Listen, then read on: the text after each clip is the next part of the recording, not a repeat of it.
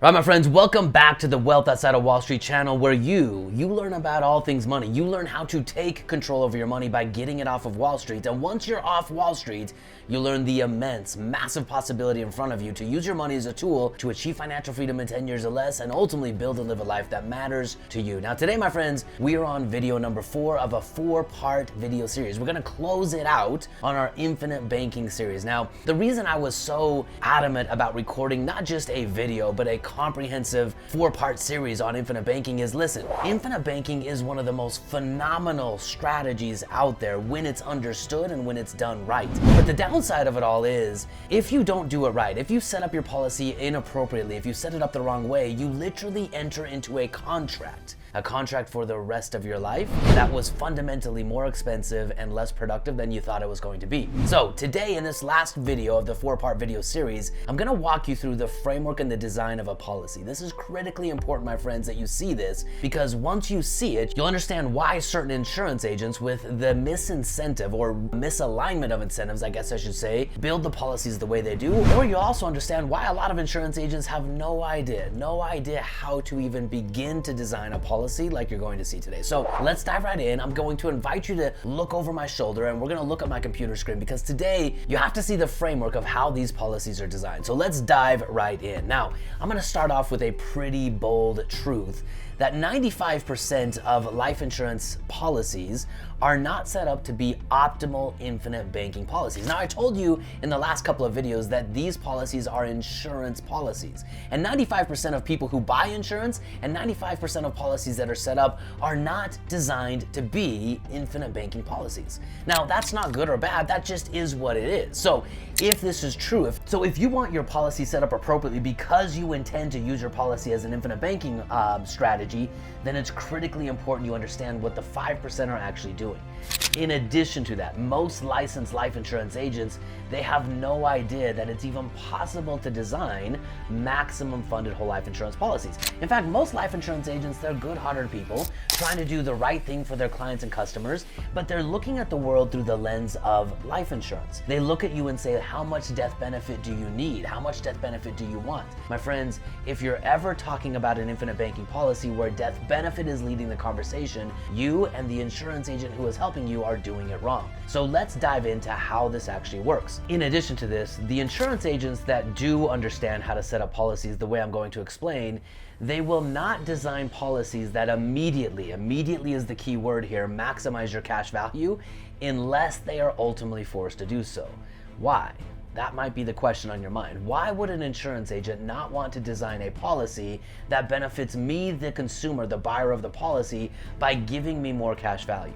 Well, it all comes down to this, my friends. Insurance agents, like anyone, need to make money for what they are doing. There is an exchange of goods and services. And so ultimately, an insurance agent gets paid commission on the amount of death benefit that someone buys from them.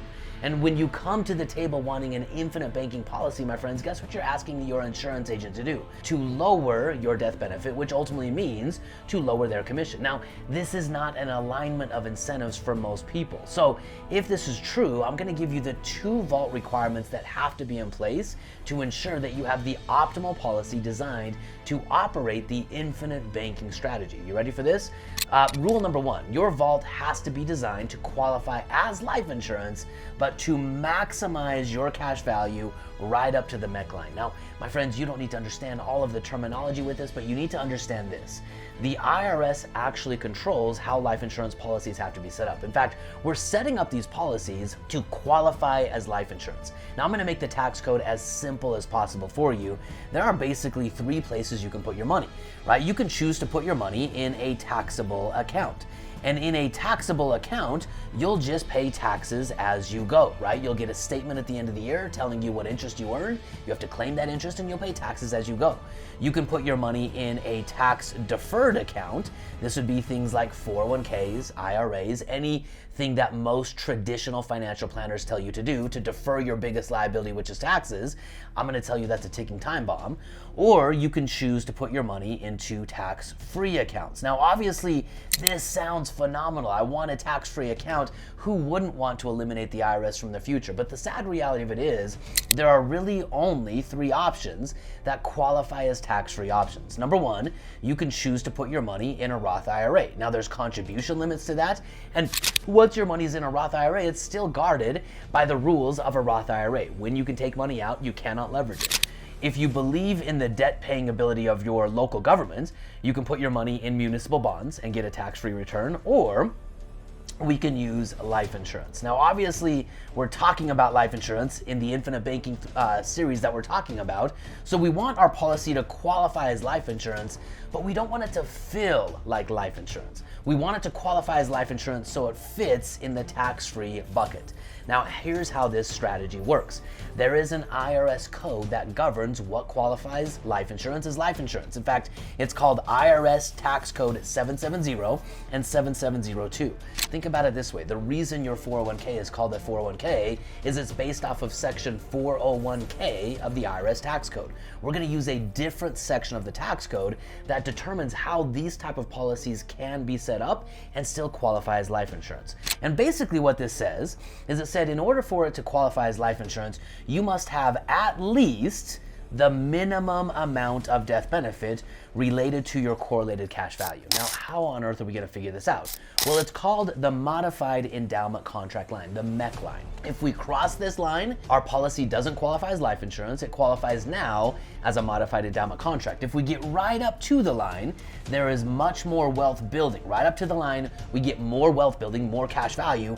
The further away from this line we go, we get more life insurance. So here's the way the game works. You and a qualified insurance representative who is skilled in building these policies and, more importantly, supporting you in using them is going to sit down with you. They're going to figure out how much money you can put in. Remember, one of the most amazing features about these type of policies, you can put in as much money as you want. They do not have contribution limits like 401ks, like Roth IRAs. You can literally come to the table and say, I want to put in hundreds of thousands of dollars. I want to put $1 million in up front. So you can build a policy where you figure out how much money you want to put in. And you're going to build this in 2 ways. You're going to figure out, number 1, an annual savings goal. Now, again, money is a tool, my friends. We want to use that tool to ultimately achieve financial freedom. And so you need to determine, based on the amount of money that you are saving, where is the optimal location for that money to be saved to. My recommendation is you should consider saving most, if not all, of your foundational money towards financial freedom inside of a properly designed life insurance policy. So you're going to figure out what your annual savings goal is. In some cases, you might start off a policy, and I'll show you what this looks like, but you might start off a policy in addition to, I want to save $20,000 a year. You might come to the table and say, hey, I've got $100,000 of cash in my bank account. I haven't known what to do with it. I would like to put that into a policy as well. We're going to call this a savings transfer.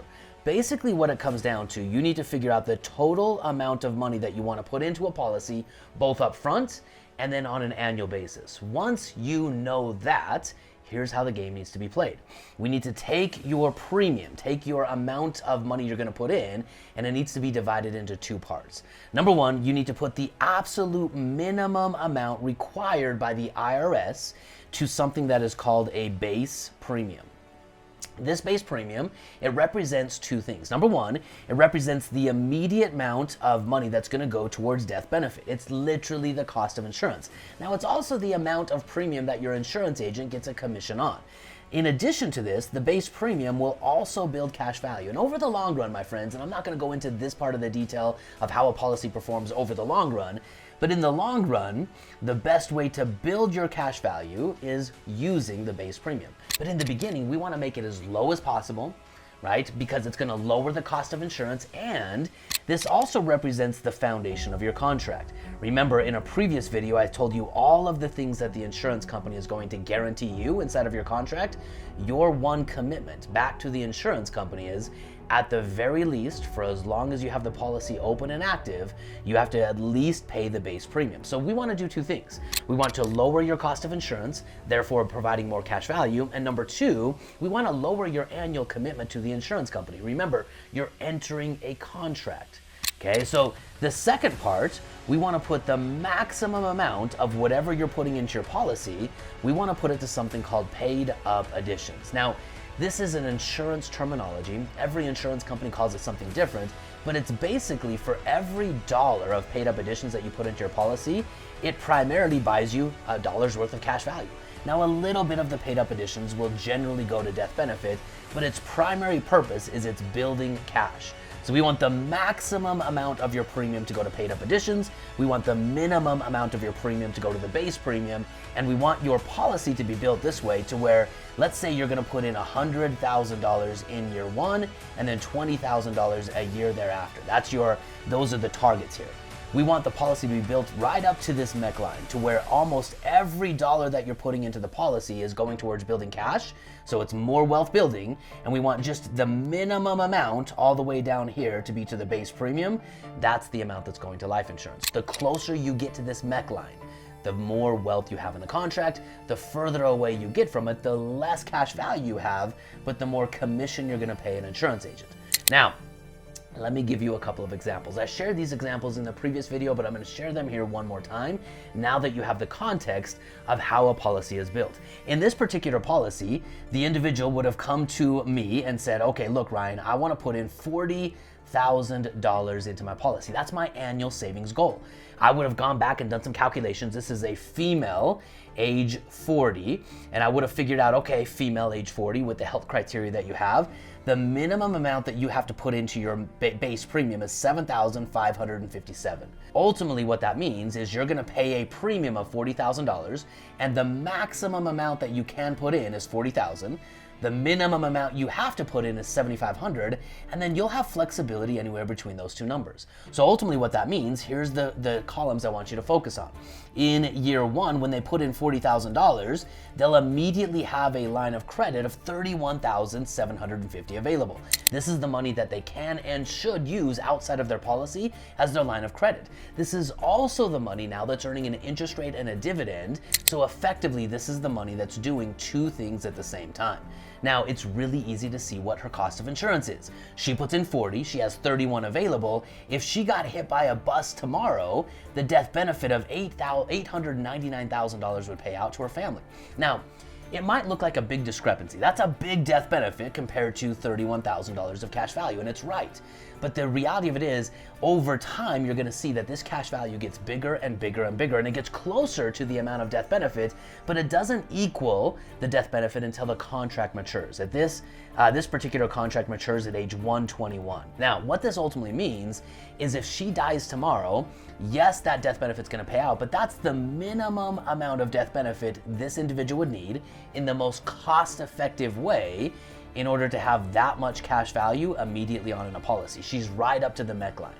Okay, now in year two, she'll put in $40,000 again. Her cash will go from 31 to 66, so most of what she puts into the policy now shows up in cash value, but there still is a cost. You can see it right here, right? Her cost of insurance is coming out in year one and year two. Now, if your policy is built right, my friends, and this is what I see 9 times out of 10, it's not built to do this. By year three, you should overcome the cost of insurance in that year. What I mean by this, when you put in $40,000 in this year, your cash value goes up by $40,000. Every dollar that you're putting into the policy from year three for the rest of your life, it's all going to cash value. Now, here's the flexibility. Now, not every insurance company allows this, but it's highly important that you're working with an insurance agent and an insurance company that understands how to set up these policies with the right type of companies. Because, my friends, you do want flexibility. You don't want to be locked into paying $40,000 a year if something comes up. So in this example, let's say she can't put in the $40,000 in year 5. She doesn't want to put it in yet. She's not ready to close her policy out. She could drop down and put in just the minimum, the $7,557. That would show up immediately in cash value because she's already over the cost of insurance, right? So she could put it in and take it right back out if she needed to. But the benefit is she doesn't have to put in the full $40,000. Now with this company right here, she could go right back to where she started. In year 6, she could start putting in $40,000 a year again. Also, she can make up the difference of about, $32,000 that she didn't put in the year before. She could dump that into the policy and keep filling up her bucket. So that, my friends, is the beauty of all of this. Now remember, earlier on I told you over the long run, the best way to build your cash value is with the minimum premium, the base premium.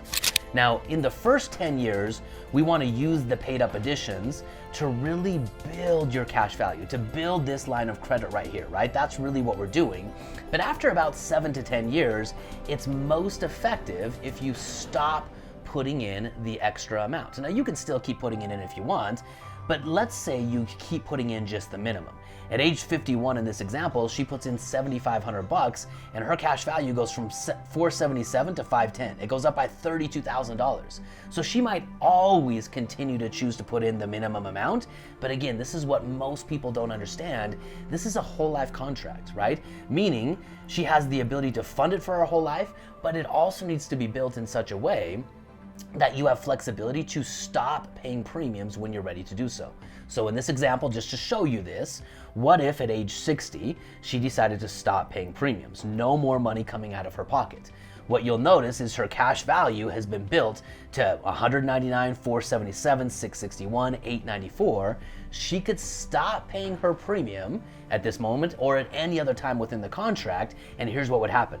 She would still have her cash value, she would still be earning an interest rate and a dividend, so her money is still compounding and growing. She could still use it as a line of credit, or she could use it as a stream of tax-free income to supplement and support retirement, but she also owns her death benefit. She owns it. She takes it with her for the rest of her life. And as the dividend is rolling into the contract, you'll notice the death benefit is going up every single year because the dividend is just buying more paid up additions, building more cash value, and putting more death benefit in the policy. So my friends, this right here is the optimal design.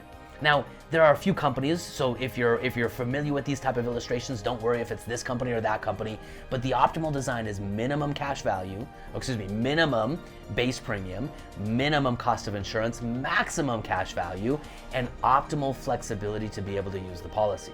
Now, there's lots of ways to design this. I'm not going to spend too much time on this one, but this one was built to where in this policy, if we think about it like a bucket, there was enough death benefit built in a very creative way to front load a policy with $100,000, just a one-time savings transfer. Then after that, the savings goal on an annual basis is 20, and the minimum is all the way down here at 5. So imagine this. This individual can put in $100,000 up front, then in year 2 scale back to an annual savings goal, and their minimum amount is only $5,000. This is what results in 92% of the premium being available in cash value. So my friends, this is critically important that you have a policy designed if you're doing infinite banking to maximize your cash value. Building a cash value focused life insurance policy reduces insurance costs and commissions by up to 70 to 80%. This is why most insurance agents do not want to build these type of policies. Why would they want to take something that's going to put 70 to 80% less commission in their pocket? And this is why they'll more than likely go back to trying to convince you of the value of having a high death benefit and letting your cash value grow slowly over time. Now remember, you should have as much death benefit as you possibly can have. You should.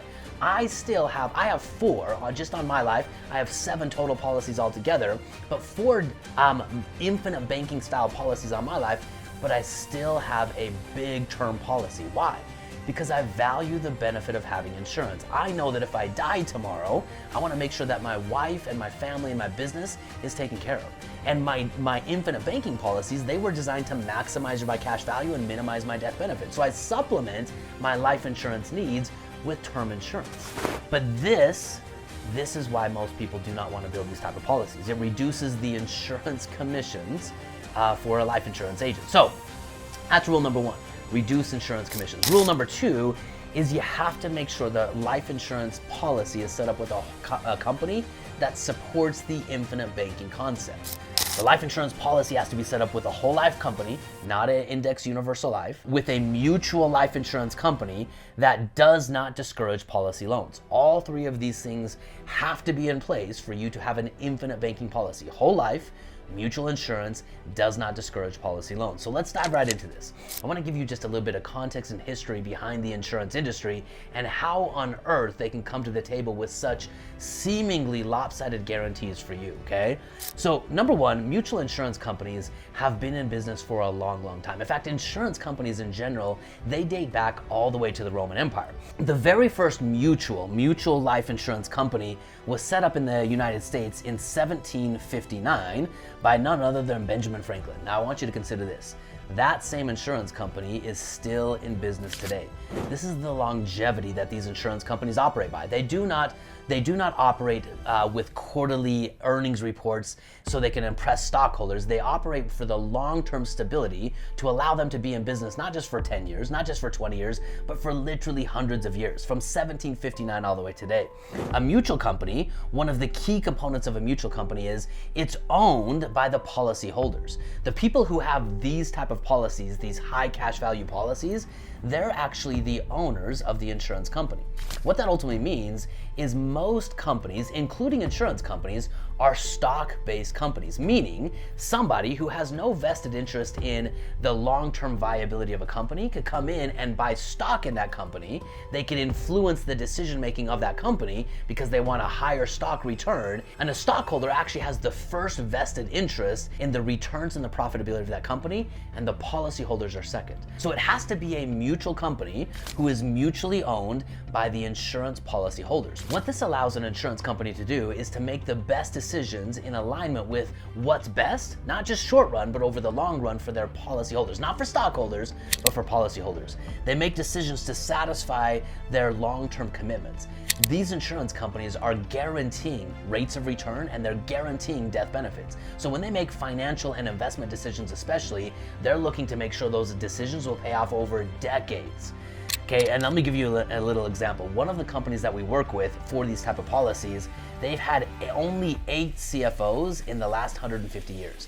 The people that are building these companies, that are running these companies, they don't come and go. They're not trying to impress quarterly stockholder reports, and they're not trying to get some big bonus and then sell off to the next opportunity. These people are building for the long run. 8 CFOs in 150 years. They represent less than 4% of all insurance companies. Do you see why so few people actually have an infinite banking policy? There's less than 4% of the companies that actually qualify for you to have an infinite banking type of policy. They're the oldest companies in our country, and they use zero debt. What that means is they are cash rich and their investments are extremely profitable. So let's dive into what this means. So let's look at how insurance companies can guarantee you not only a guaranteed rate of return, but can also pay you a dividend. Now their guaranteed rate of return, it's built on the one thing that very few people think about. It's built on actuarial science. Think about how a company would price their product. They would have to know what the cost of their product is, and they would price it to prove a profit margin. Now costs inside of companies are constantly changing up and down. The one thing that has been tracked for hundreds of years across civilizations and across countries is when someone is born and when someone dies. And when someone dies, why they actually died. So insurance companies base and they price their products based off of actuarial science. They know and understand based on the law of large numbers how long people are going to live. So for example, let's say this is Ryan, okay? Ryan goes to the table and he says, hey, I want to buy a life insurance policy. I'm a 44-year-old male, and here's all of my, health criteria. Here's my family's health criteria. Here's my driving record. Here's all of this data about me. They can say, and they can compare all of that data with all of the comparison people that they've been measuring and tracking for hundreds of years, and they can determine with a very, very high degree of certainty how long I am going to live. It's based on the law of large numbers. And insurance companies are highly, highly skilled at doing this. In fact, for a few different reasons, less than 3% of term insurance policies ever pay out a death benefit, which ultimately means that most life insurance policies, 97% of them, are successfully priced and are generating profit for the insurance company. So this is how they give you a guaranteed return. The number one thing that they're doing is they're guaranteeing your return, right, with actuarial science. So this is your guaranteed return on investment. That's part of your contract. Now, the other part of your contract is an opportunity to participate in the profitability of these insurance companies. Their profitability is based on the long-term cash flowing investments of an insurance company. Now, let me give you an example of this. Most insurance companies invest in one of two things. They invest in interest-bearing vehicles and cash flow-bearing vehicles. They only want things that are producing consistent returns for them over a period of time. Now, insurance companies, they're not earning 18, 19, 20% returns, but they're also not riding the highs or riding the lows. They're very consistently profitable, and here's the crazy part. Here's one of the investment portfolios of one of the insurance companies that we represent. They have $33 billion invested. And let's just assume that $33 billion is invested in bonds. earning a 5% on average rate of return.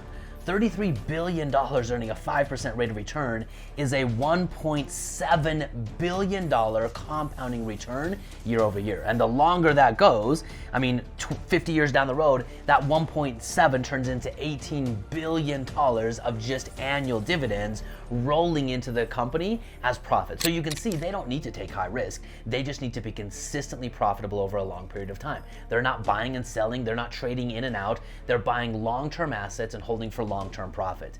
What that allows them to do is pay insane dividends to their policyholders, like me.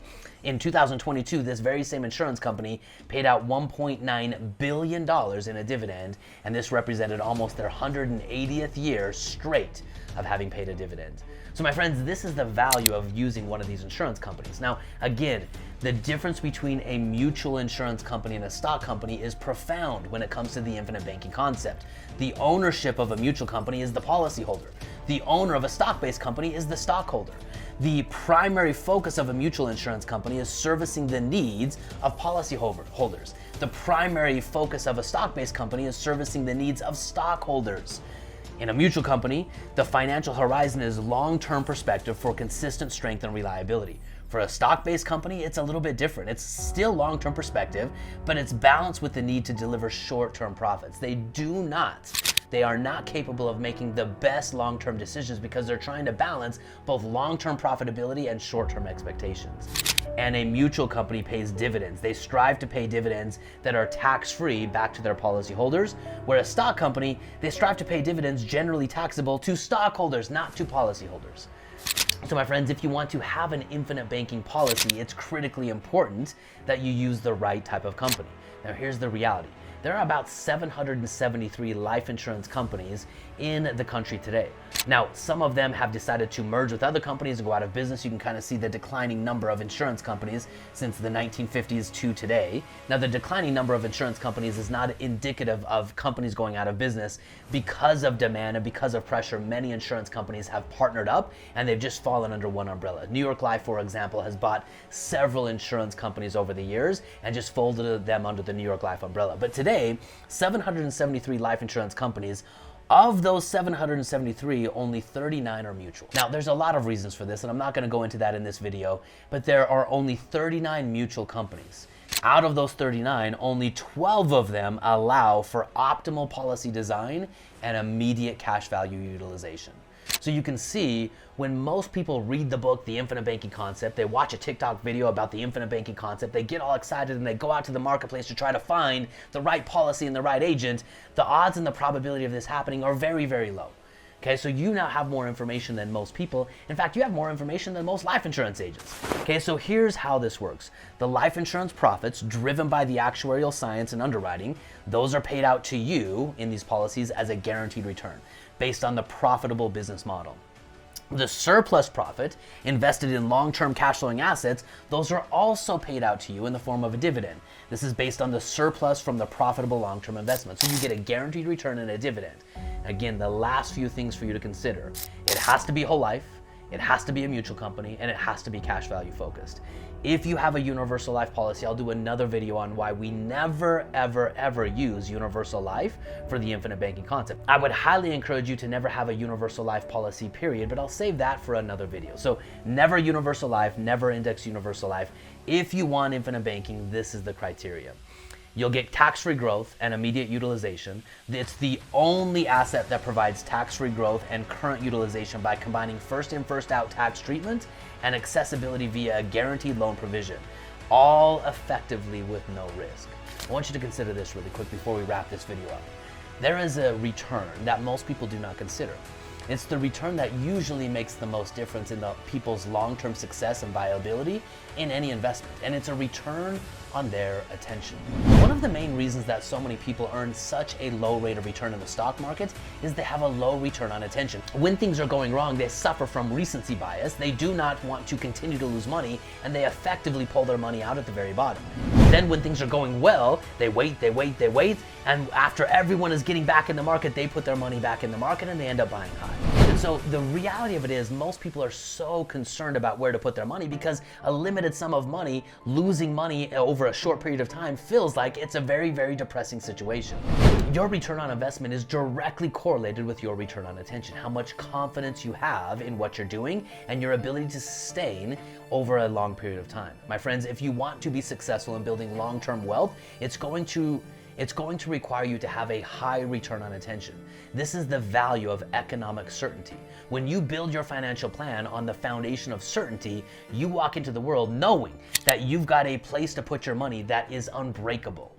This will give you a high return on attention and will build long-term success. As I've shared with you before, if you don't believe me or anything I've talked about in these videos, again, I want to give you some examples. Today, over $75 billion is in high cash value life insurance policies, not in universal policies, in whole life high cash value policies.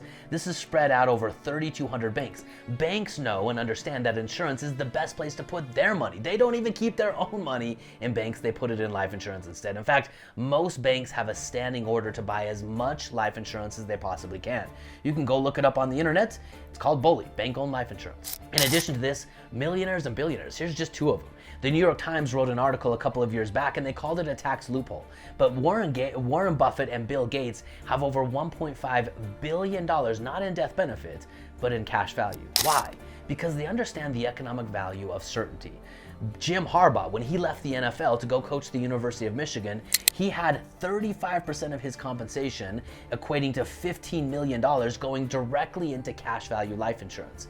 Even our current president, Joe Biden, has over 7 high cash value whole life insurance policies with a mutual company focused on high cash value and immediate utilization. My friends, the wealthy understand something that most people don't. It's the economic value of certainty. If you want to build a financial plan that will give you not only cash flow, but certainty, it's time you adopt the infinite banking concept, and it's time you start acting and functioning like a bank. Leverage is your greatest resource and your financial IQ is your greatest asset. My friends, let's get after it. All right, my friends, that wraps up this video series. I hope you enjoyed it, and I hope you share it with a friend. Listen, because the reality of this is such a powerful concept, but I can't tell you how often I see. I was just speaking at an event this last week, and 3 people came up to me and they said, "Hey, will you take a look at my policy?" And they pulled up their policy on their phone, and I looked at it and I said, "Hey, that's the wrong policy. That's the wrong policy. That's the wrong policy." They all thought they had an infinite banking policy, but yet they had never taken a loan from it. Their cash value was very low. Their cost of insurance was very high. So my friends, stop getting baited into the thing that sounds sexy on the internet. Validate and verify everything I said in this 4-part video series. If you find it to be true, I invite you to share this video and to do something about it. If you want to learn more about how you can set up an infinite banking policy, I've included some links down below that will allow you to work with my team. Focus on not just helping you build the right policy, but more importantly, helping you use it to achieve financial freedom in 10 years or less. Fearless.